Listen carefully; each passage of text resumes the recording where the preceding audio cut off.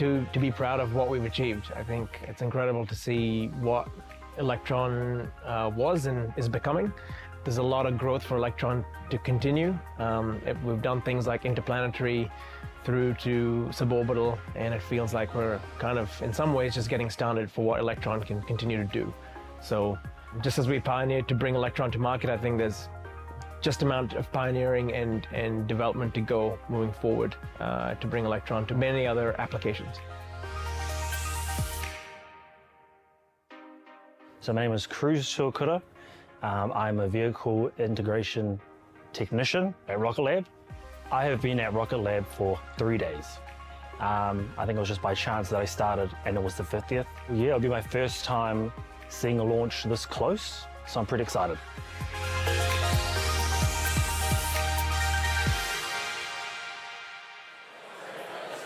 Now clearly there has been a lot of hard work and dedication from a lot of people to make it to today's 50th launch. And another early Rocketlab employee is Dr. George Buchanan, who has been part of Rocketlab's guidance, navigation and control team since before Flight 1. Good morning, George. Well, so I'm George Buchanan, and yeah, I'm head of the guidance, navigation and control team these days for Neutron. So I started off in Electron. Before Flight 1, I was doing things like figuring out how many engines we should have, and these days I'm in Neutron and doing almost exactly the same thing again. And how do you feel on today's launch of the 50th? Oh, there's good Electron? energy today. We've got so many people back here, but I'm still pretty nervous, to be honest. That hasn't gone away since Flight 1. The reason's changed, of course. Flight 1, I was really nervous because I didn't know if it was even going to go in the right direction. These days I'm nervous because the customers place so much trust and so much value in what we do. And so some of the payloads we're doing are really impactful to the world, and even if they're sort of part of a constellation, everyone's had so much effort poured into it. And so the customers deliver it to us, and basically after that it's fully on us to make sure it ends up in the right orbit. So it's a lot of responsibility, and I still feel that little sort of twinge of nerves and like, let's do this, let's prove why we're sort of one of the leading companies out there to do this. If you're feeling those feelings, it means you care, right? Oh, absolutely. Now, earlier I mentioned that you are, in fact, an early Rocketlab employee, and for context for viewers, each member of the team here gets a mission patch number for what time they join the team. We have about 2,000 people now in Rocketlab, and Sir Peter Beck is mission patch number 1. George, what mission patch are you? I've been here for 10 years, and I think I'm mission patch 12. So a very long time you've been here, since before Flight 1, is that correct? Well before Flight 1. Yeah, wow. Now, you don't actually work on Electron missions anymore. That's where you started, but you now lead up the GNC team for Neutron, our new rocket. So what are some of the experiences you had with Electron that have helped prepare you for what you do now on Neutron? Yeah, I mean, there are quite a few similarities, of course. It's still a rocket, so you still need all the basic algorithms to get it up into orbit. And I guess the new things are twofold. So one of them is the technical side. So Neutron's fully reusable retropropulsive landing, and that's really hard to do. We've seen it happen before, but it's so intricate. There are so many details, and so having a rocket which can fly forwards at sort of subsonic, transonic, supersonic, hypersonic speeds, then flip around, re-enter in exactly the same regimes, it's one of the hardest challenges out there.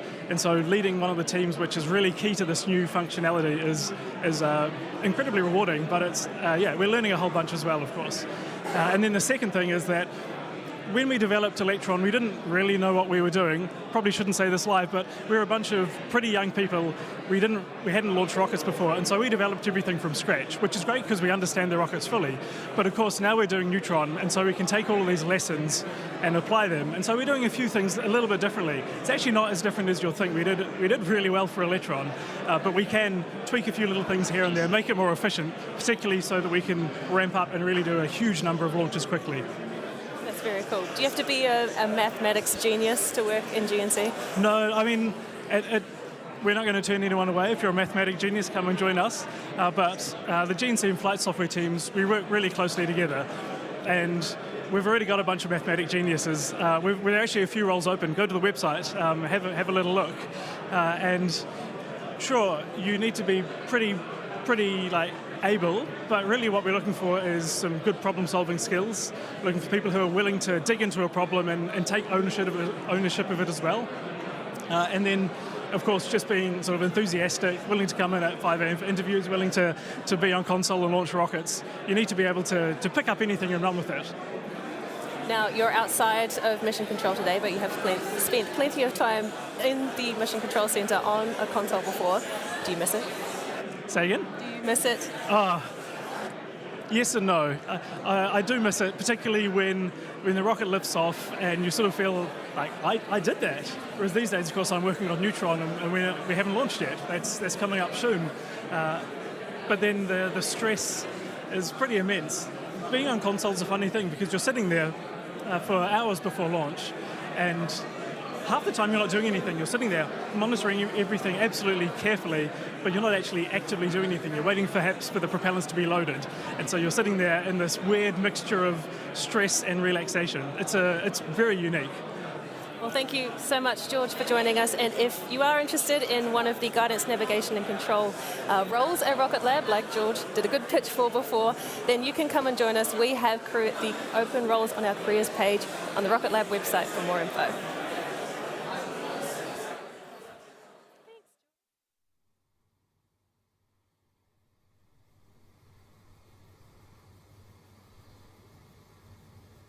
Check sequence.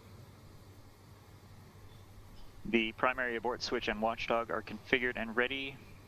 LD SUP, LD mission. LD SUP. Please confirm the secondary abort switch and watchdog are configured and ready. Can confirm. Avionics, LD mission. LD avionics. Confirm stage 2 umbilical POF is nominal. Confirmed. And confirm HVB balancing is disabled. Confirmed. ComOps, LD mission. LD ComOps. Please confirm video streams are in sync. Can confirm video streams are currently in sync.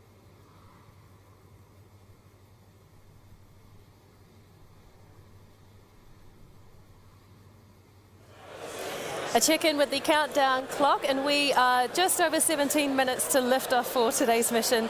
And as we prepare to watch Electron take to the skies for the 50th time, let's take a closer look at our record-breaking rocket. A small launcher dedicated for small satellites, Electron was the first of its kind to reach orbit when it first took to the skies in 2017, opening up access to space for small satellite operators. Today, it is the second most frequently launched U.S. rocket annually. More than 180 satellites have found their home in space across 40 non-Electron missions, launched from Rocketlab's Launch Complex 1 in Mahia and Launch Complex 2 in Virginia, USA. Designed, manufactured, and launched by Rocketlab, Electron is a two-stage to orbit launch vehicle powered by liquid oxygen and rocket-grade kerosene.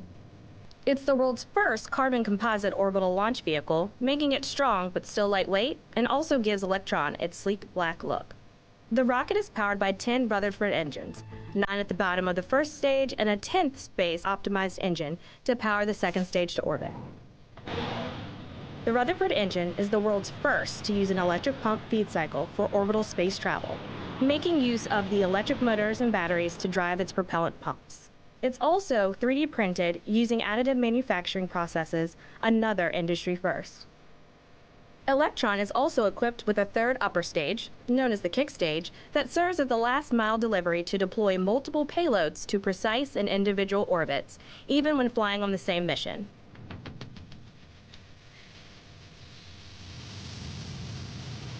It's to this kick stage that the 5 Kinéis satellites are attached, ready for deployment.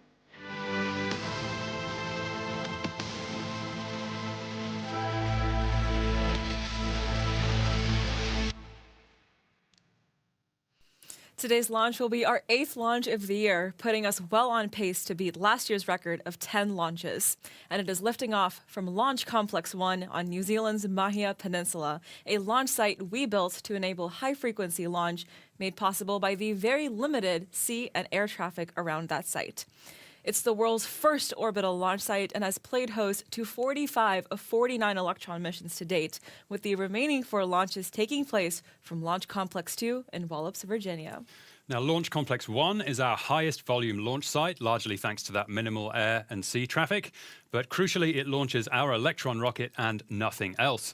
But over at the NASA Wallops Flight Facility in Virginia, USA, Electron will soon be sharing turf with Neutron. Now, Neutron will have its own dedicated pad at Wallops called Launch Complex 3, and in recent weeks we've reached some key milestones in its construction.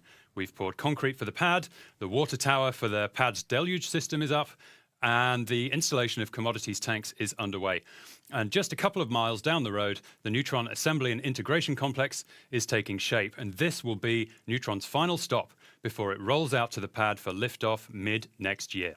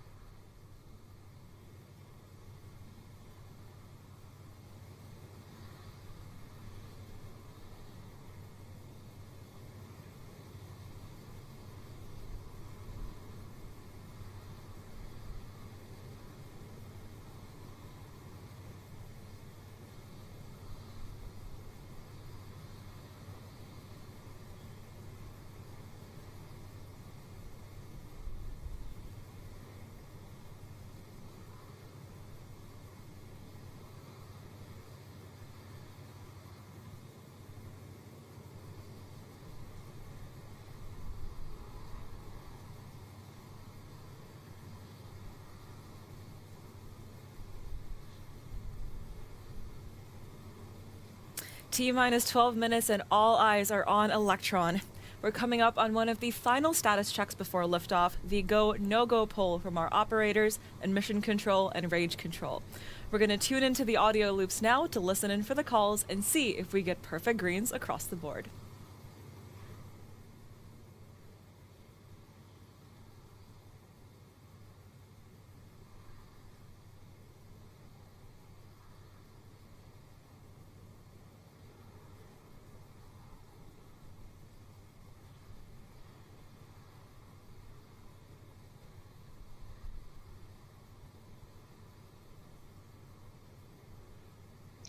All stations LD on mission, proceeding with the go, no-go sequence. Stage. Stage is go. Avionics. Avionics is go. GNC. GNC is go. VCon. VCon is go. T1. T1 is go. GC. GC is go. PLS. PLS is go. RSO. RSO is go. MET.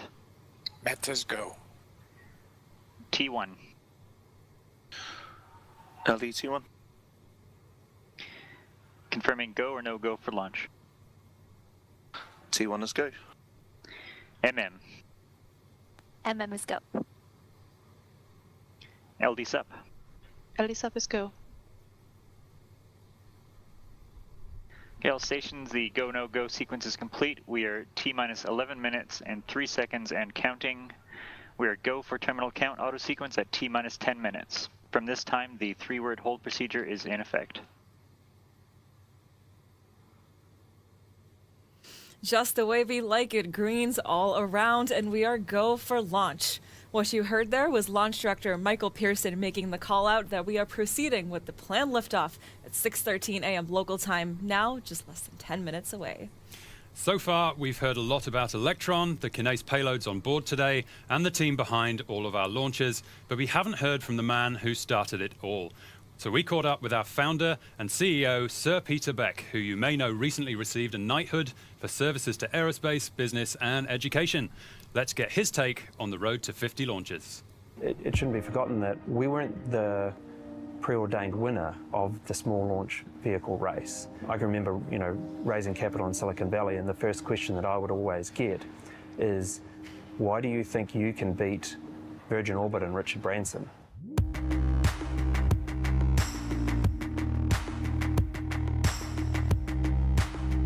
For me, it was always really obvious that the product that we were building was the right fit. The team were working their butts off. We had the right engineering and the right product for the market at the right time. You can produce as many rockets as you want, but if you don't have the customers, then it doesn't work either. A huge sense of gratitude from us, for all of our customers, but especially the early ones, who were really the pioneers in small launch along with us. So being first to 50 really matters. And it matters because, look, we're all competitive in this industry. It's an important kind of driver for the people and for the company. Everybody was pushing and continues to push to build vehicles and get customers in orbit faster and faster. Everybody says it's incredibly difficult. We've always said it's incredibly difficult, but it is incredibly difficult to scale a launch vehicle. I could not imagine building Neutron without having the experience of Electron. Now, a smaller rocket is actually harder to build and launch than a bigger rocket, and I can put my hand on my heart and say that now. The lessons that are learned on a small rocket can be learned at a much lower cost, both time and financially. So the magic with Electron and the team around Electron is that we understand that our customer is coming to us because they have very specific requirements for their spacecraft or for their orbit. So as a result, we've done the craziest things you can think of with Electron, whether it be deliver a satellite to the moon, deliver a hypersonic test platform, a rendezvous mission from a rocket, not actually from a satellite. Sometimes we'll go to orbit, we'll raise an orbit, we'll change an orbital plane, we'll drop an orbit, and that's fundamentally because the team and the product, we all understand that they come to us to do missions that nobody else can do. Flight 1 very, very much felt like climbing a mountain, one foot after the other. The odd rock slide comes at you, you dodge until you actually get to the top. We were shaking down a new rocket, a new launch pad, a new team, and doing everything for the first time. And what is today, very, very standard, we were learning all of this for the first time. One of the most satisfying things for me is actually seeing early employees, a lot of which came straight out of university. Those guys sat on consoles and made calls that are company, winning or company-ending calls. Watching those people grow into, senior leaders and managers and mentors for the rest of the company and the team is immensely satisfying. What would you say to the team on reaching 50? Party hard team. We made it to 50 and we made it there the fastest.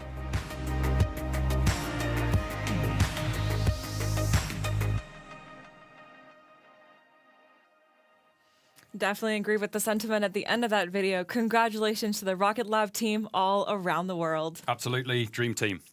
Now, if you've been following us for the past 49 missions, you'll know all about Electron and exactly what to expect from today's launch sequence. But if you're joining us for the first time, here is what you need to know.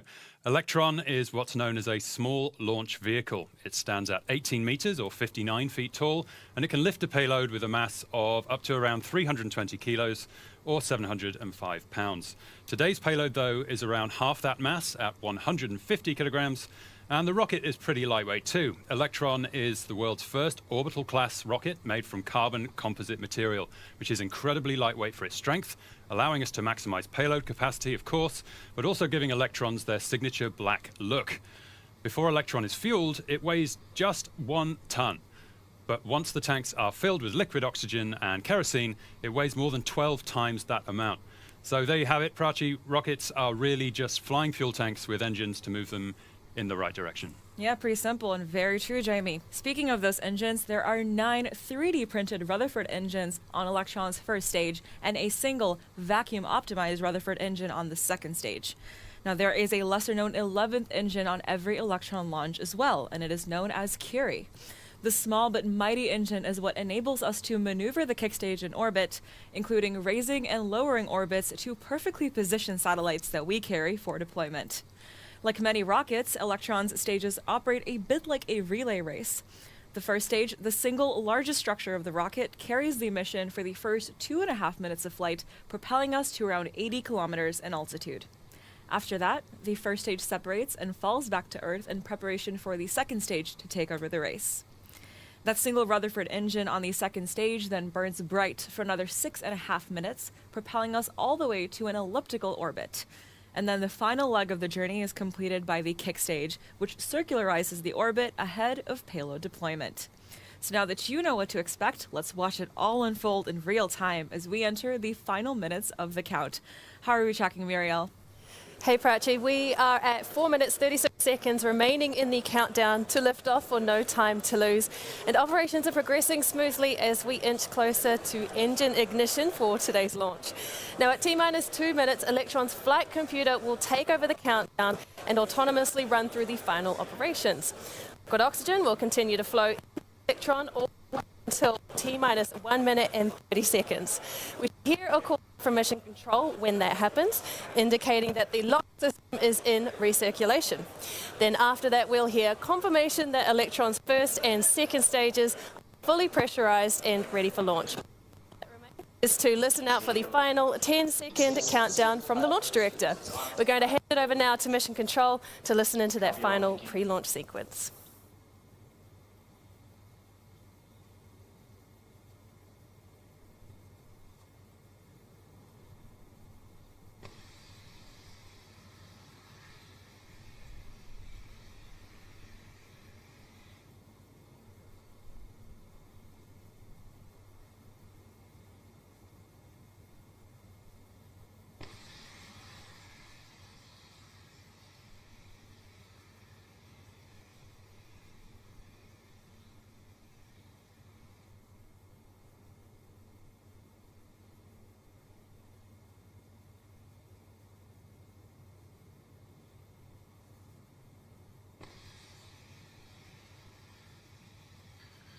All stations LD on mission. From now, there should be no red flags in your critical LCCs. VCON LD mission. LD VCON. Lock auto sequence and confirm. Auto sequence is locked. Confirm all expected flight computer as-goes are green. That's confirmed. Okay, all stations, we are go for auto sequence start at T-minus 2 minutes. LD is go for launch.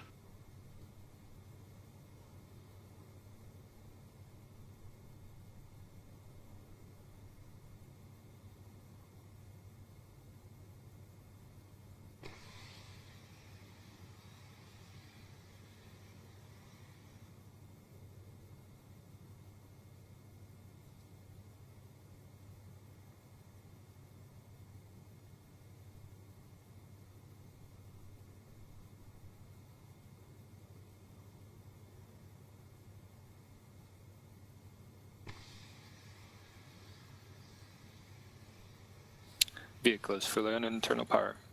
AFTS is green and enabled for flight.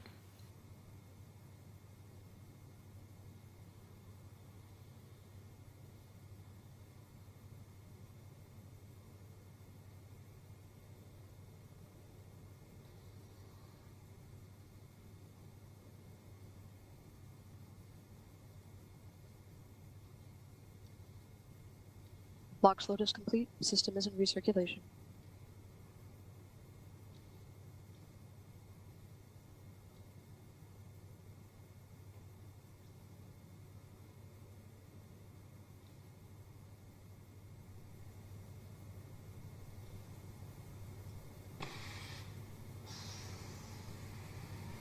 Anti-geyser in is disabled.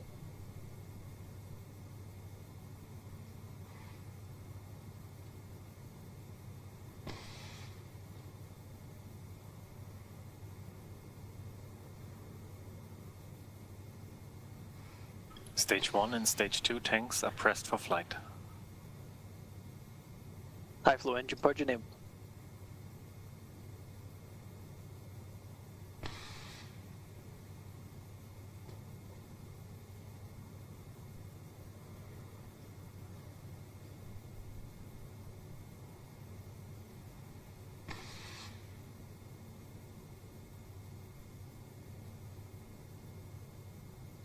T-minus 20 seconds and counting.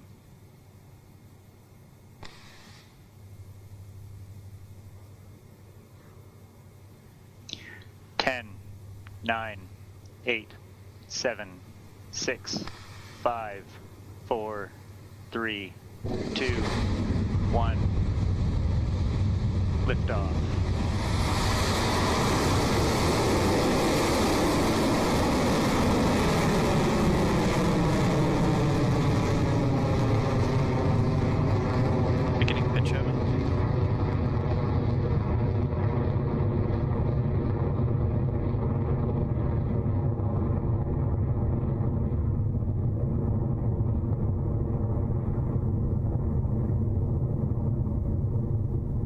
Stage 1 propulsion We are nominal. on our way to space. Our 50th Electron rocket has taken flight and is headed to orbit carrying 5 satellites for Kine.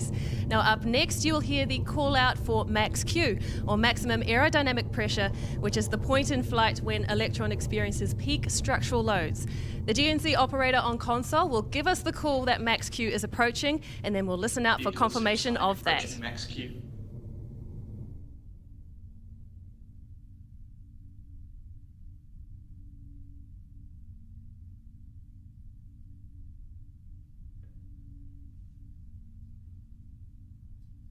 Cleared max Q. Excellent to have that confirmation that we have passed through max Q. We are now at over 2,000 kilometers an hour in speed and just past 17 kilometers in altitude on our way to orbit for Kine.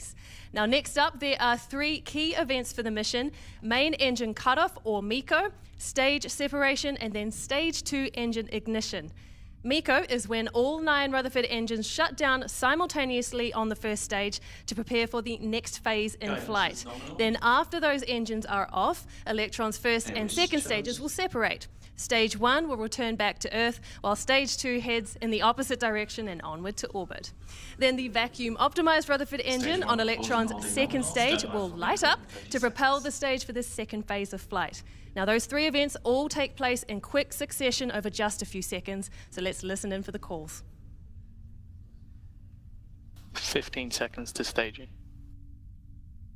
Entered burnout detect mode.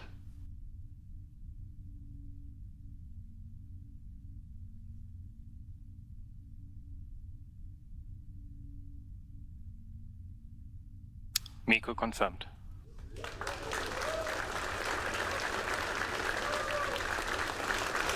Stage separation confirmed. Stage 2 ignition confirmed. 3 successes and 3 milestones down. That was MECO, stage separation, and second stage engine ignition. We are now more than 2 minutes into flight and on the way to orbit for Kine. And up next will be fairing jettison, when Electron's fairing splits in 2 and falls away.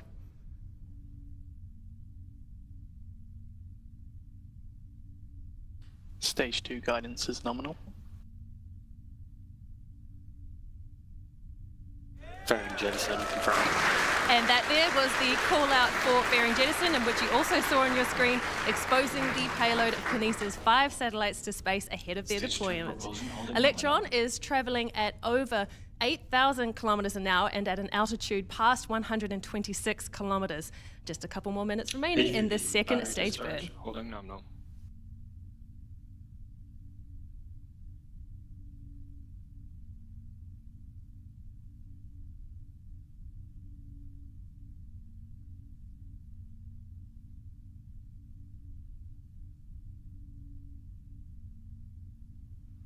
We are now at T plus 3 minutes 53 seconds into the mission, now more than 9,000 kilometers in speed, going up to orbit of 635 kilometers.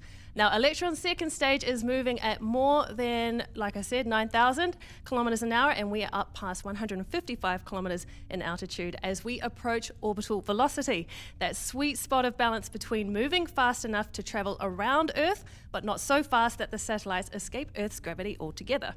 Now, our speed target for payload deployment is at least 28,000 kilometers an hour, so we have a little faster to go just yet.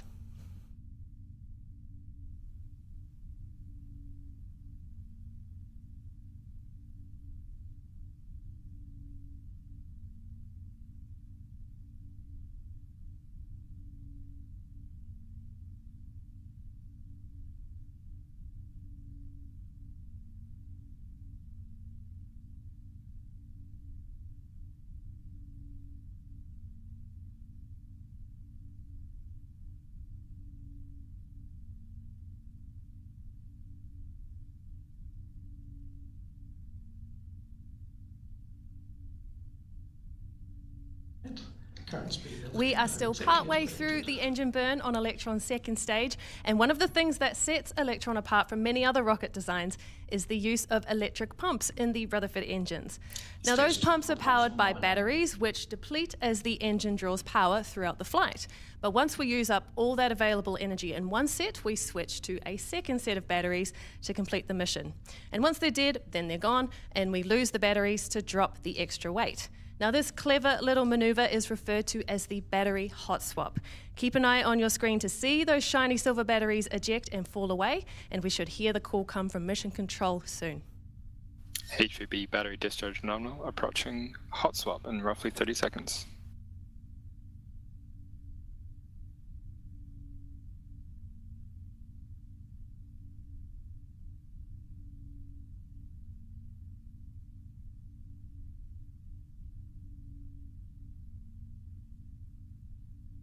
Throttling down.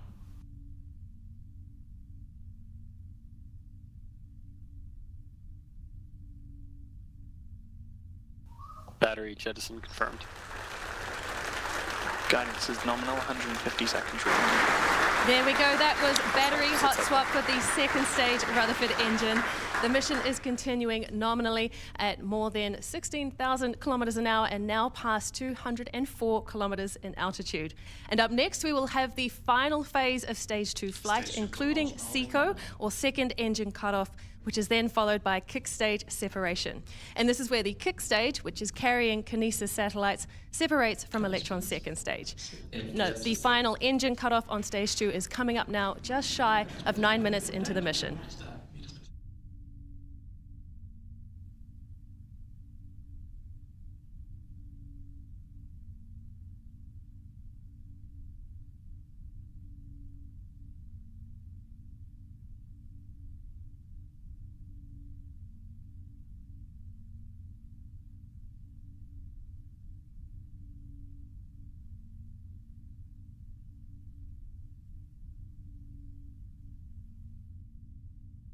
The engine you see on your screen is actually our 499th Rutherford built for an Electron mission, not our 500th engine for our 50th mission like you might expect. And that is because while each Electron features 10 Rutherford engines, 9 on the first stage and 1 on the second stage, we actually recovered and reflew a Rutherford engine on an Electron mission for the first time in 2023. So today instead marks number 499. Just under a minute.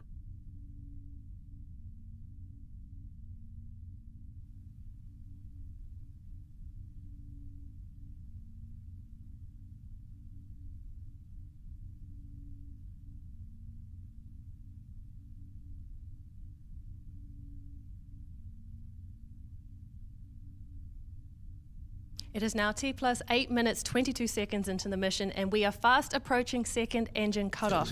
Now, just before that happens, the Rutherford engine will begin to throttle down in preparation for a complete stop. That milestone is scheduled to take place around 8 minutes, 58 seconds into the mission, so let's wait for that confirmation now.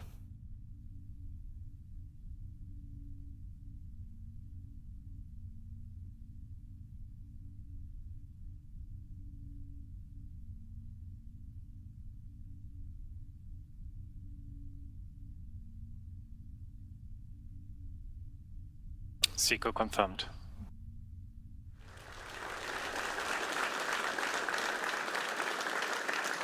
Stage 3 separation confirmed.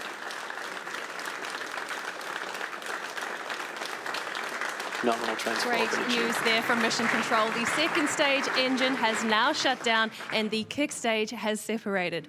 And that means Kinesis satellites are on the kick stage for a coast phase around Earth. Now, once it has looped back around, the 3D printed Curie engine on the kick stage will ignite twice to complete some final positioning maneuvers before the 5 satellites are deployed to their 653-kilometer circular orbit. All that remains now is to wait for those final Curie circularization burns scheduled at around T plus 52 minutes. Over to Jamie and Prachi to tell us what we can expect from that phase of the mission. Thanks, Muriel. And yes, that's right. We're on the home stretch of our 50th launch. Right now, the kick stage is coasting around Earth in an elliptical orbit, gradually making its way to the apogee, or the point in orbit where the kick stage is furthest from Earth. Once it reaches that point, the Curie engine will ignite for 2 separate burns to raise the kick stage's orbit and circularize it to 650 kilometers above the Earth's surface. Around 1 minute after that final burn, the CNES satellites will be deployed in sequence. First will be a single satellite deployed off the top of the kick stage, followed by the remaining 4 satellites deployed in pairs from opposite sides. So while we wait for that, enjoy the relaxing tunes from our good friend Tim Dodd, aka the Everyday Astronaut. We'll see you back here soon.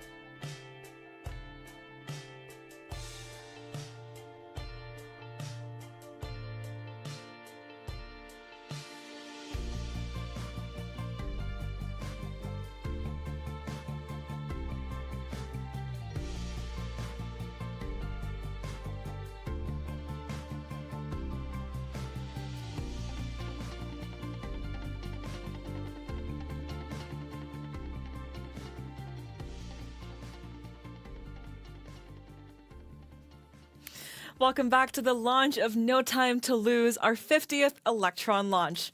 Just about 50 minutes ago, Electron lifted off from Launch Complex 1 in New Zealand, carrying 5 satellites for French IoT company Kinéis.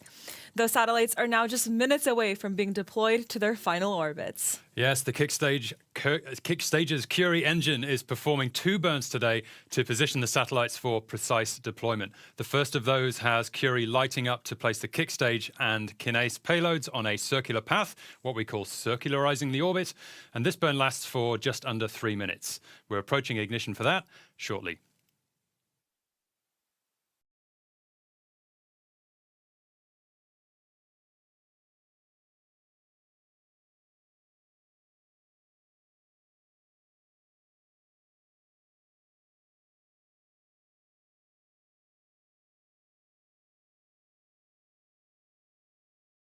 Curie ignition confirmed. You heard it right there, a successful Curie ignition. This Curie burn will last about 2.5 minutes, rounding out our orbit from its current 650-kilometer apogee. We only have a few more milestones to go in our 50th launch. Curie shutdown comes next, followed by a second ignition to make a slight adjustment specific to our customer, and then finally 3 separate deployment sequences for the Kinéis payloads. They'll be about 45 seconds apart, starting with the forward-most satellite. This launch has been tailored specifically to meet Kinéis' mission requirements, giving them greater control over the launch schedule, orbit, and deployment parameters than would be possible on a larger rideshare mission. Those tailored mission parameters for this launch include an instantaneous launch window and the special Curie burns that Prachi mentioned before. After this first burn to circularize the Kickstage's orbit, Curie will ignite again for 8 seconds to set a specific argument of perigee, enabling Kinéis to deploy 5 satellites to a precise orbit as needed. Without getting into the nitty-gritty of orbital mechanics too much, the argument of perigee determines where on the globe the orbit is highest and where it is lowest.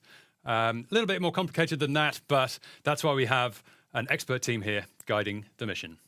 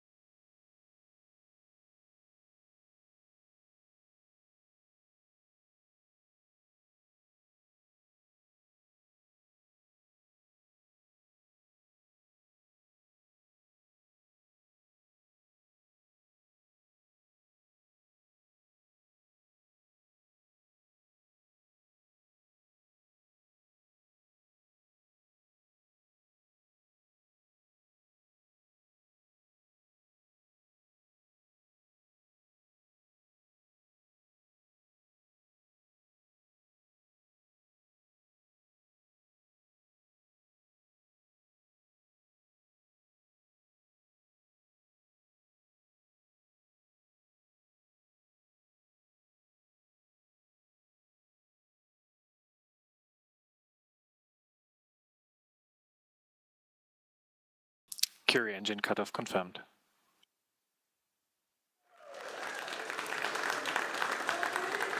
There we go. That's engine shutdown of the Curie engine on the Kickstage. Up next is payload deployment for the first 5 of Kinéis' planned 25 satellite constellation. Each of the satellites is a 16U platform, so somewhere between the size of a toaster and a microwave, we think, and weighs around 30 kilograms, making the total payload mass of today's Electron launch around 150 kilograms. And with that Curie milestone out of the way, Muriel is joined by a pivotal team member in the development of that small but mighty engine. Let's join Muriel in mission control with Simon Moffat. Muriel? With Simon Moffat, who has played a key part in our Curie engine on the Kickstage. But I will let him introduce himself to you and tell us a bit more about the role that he has here at Rocketlab. Simon? Hi, Muriel. Thanks for having me. I'm Simon Moffat. I'm the manager of spacecraft propulsion and physics here at Rocketlab. And you have been part of the company for a very long time now. Yeah. How long have you been here? It's been 8 years now, yeah.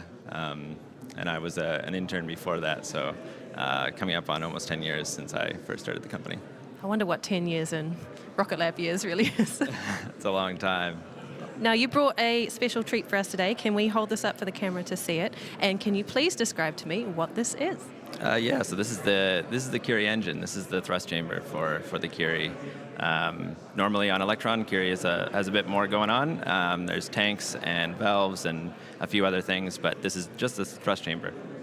Just by size comparison to the Rutherford, it is quite a small rocket engine. It is a lot smaller.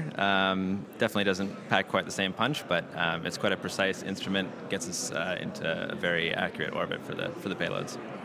Is there anything special about this this engine in particular? Any sort of nice ways of commemorating it that you have that you might want to tell us about? Leading question there, but yeah. So I mean, both of our engines are named after great scientists, and Marie Curie is quite an inspiration for us. She was an amazing woman, amazing scientist, and on the chamber here, you won't be able to see it in the camera, but it's printed in every chamber. A quote from her, which is, "The way of progress was neither swift nor easy," and that reminds us that even someone who could win 2 Nobel Prizes didn't find everything easy, didn't get everything done quickly, so makes us feel a little bit better when things take a bit longer. Kindred spirits, perhaps. Absolutely. Is that printed on every rocket? A rocket engine, pardon me? Yeah, that's right, on every Curie engine. Wow, very cool. Speaking of printed, Curie is a 3D printed engine as well, is that correct? Yeah, both Rutherford and Curie are 3D printed. Makes it a lot easier to make the complicated geometry of the chamber. Can you describe which parts are 3D printed for me, without giving our secrets away, of course? Yeah, absolutely. So the thrust chamber and nozzle are, and then some of the pieces in here are as well. Very nice. Now, Simon, congratulations on launch day, of course, launch 50 for you today. How did that feel, watching that from outside of mission control? Oh, it felt amazing. It's a little bit different than Flight 1. I think in Flight 1 we had a lot less visuals on what was going on, a lot less idea of what was going to happen. And definitely we have a lot better understanding of kind of how things are supposed to go, and obviously we're seeing things happen the way they should. Now, you touched on it a little bit beforehand, but you've been here since you were an intern, and you've played a pivotal role in helping to develop not only Electron, but Curie itself. What other projects have you moved on to? How else have you grown during your time at the company? Yeah, I've been really fortunate, actually, to get to do all kinds of different things at Rocketlab. I even, at one point, did a secondment to the avionics team and worked on the flight termination system. But more recently, moving from the Curie engine and Electron, it's a very obvious progression into our space systems team and the propulsion products for our spacecraft. So more recently, I worked on the Hypercurie engine, and then after that, we've moved over to the Escapade mission, which is a NASA science mission headed to Mars soon. Amazing stuff. Can you describe to me a bit about what the Hypercurie is for those who don't know? So the Hypercurie is kind of the upsized version of Curie, hence the hyper in the name. It's a hypergolic, electrically pumped engine, very high performance. That's what got us, got the capstone payload around the moon. And so, yeah, it was a long development program, very hard slog for many people, getting through that. Many new things developed that just haven't really been done before, especially not flown in space. So it was a really rewarding program to work on, and very cool engine to have developed. Did you ever think you were going to help develop a rocket engine that would go to the moon for NASA? Oh, absolutely not, but I feel so fortunate that I've been able to. Wonderful. Now, you talked a little bit about Escapade as well. Can you describe the work that you're doing with that program? Yeah, so the team was working on the propulsion system for the Escapade spacecraft. So there's actually 2 spacecrafts, so we have to build 2 propulsion systems. It's a little bit of a new type of system for us. I won't go into any of the specific details, but it's been a very interesting challenge, and we're very excited to see that lift off when it does. That's going to be an exciting mission when it does launch, right? Absolutely, very exciting. Now, are we recruiting for anybody to help join you to get Escapade to Mars or any of the other missions that we're working on? I appreciate you asking. Yes, we have several open roles right now in the propulsion team on Space Systems and the rest of Space Systems, looking for senior engineers and team lead both in chemical propulsion and in electric propulsion. So yeah, please take a look at the website. And now, folks, you know who to ask for an interview. So thank you so much, Simon, for joining me. Really appreciate your time. Thank you very much, Marielle.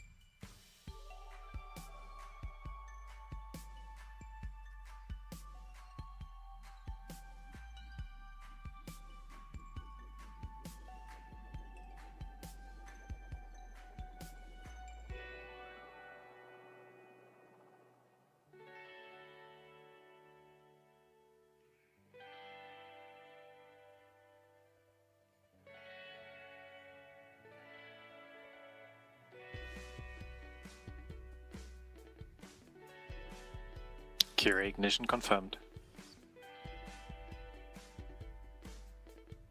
And Curie engine cutoff confirmed.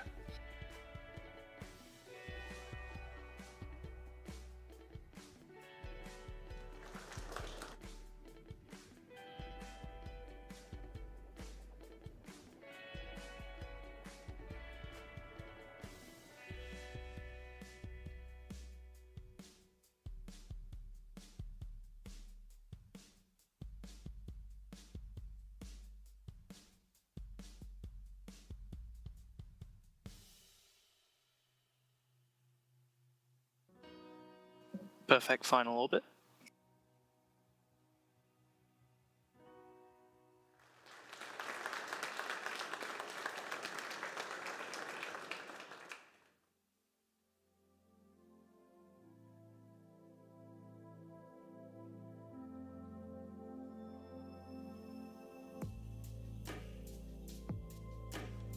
CNES 1 deployment confirmed.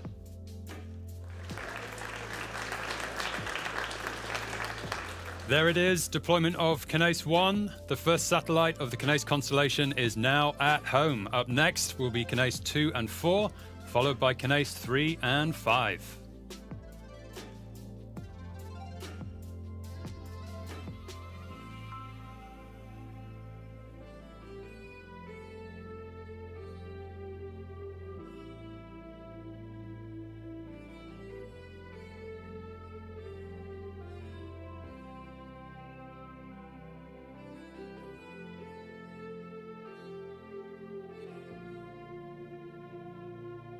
CNES 2 and CNES 4 deployment confirmed. Swift maneuver there, and CNES 2 and 4 are safely in their home in orbit. We're now awaiting confirmation of the final 2 spacecraft to join their colleagues, starting off the Kinéis IoT constellation.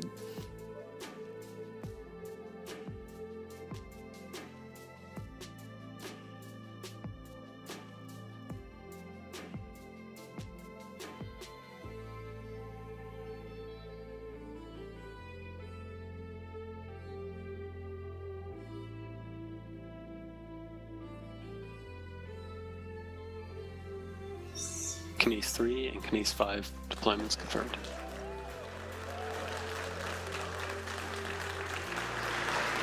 Mission success for No Time to Lose, our 50th Electron launch. Welcome to orbit, Kine. Today's launch was the first of 5 dedicated launches for the team at Kine, so we can't wait to do it again soon. Congratulations to each and every person behind this launch and the 49 Electrons that came before it. Making space once is a monumental achievement, so doing it another 50 times is faster than any other commercially developed rocket in history puts us in verified air. Now, last but not least, thank you to all of our mission partners who have flown on Electron. You have helped us to make history and create better access to space for small satellites. We are honored you chose Electron as your ride to space, and we can't wait to do it again for the next 50 launches and beyond. Now, while we're celebrating 50 launches today, we won't be pausing for long. In fact, we'll be back again soon with the next Electron on the pad. So stay tuned to our social media channels for mission updates on the next mission. But for now, we will wrap up today's broadcast and see you back here soon. Thank you for joining us, and for the 50th time, this is Rocketlab Mission Control signing off.